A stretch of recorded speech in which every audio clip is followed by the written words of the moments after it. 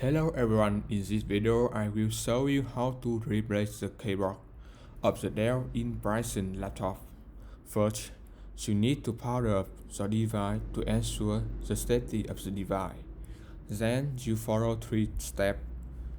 Your attention to the point where the keyboard is connected to the computer. You need,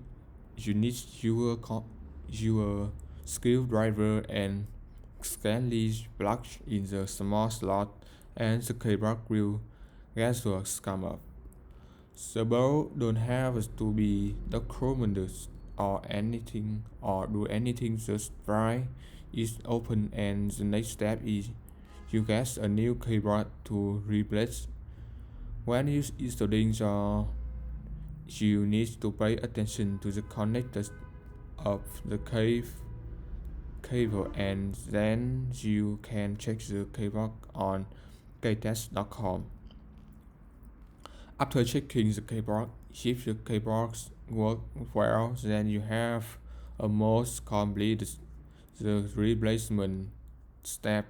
Then the last step is to reinstall the keyboard and use it. Good luck. Bye bye.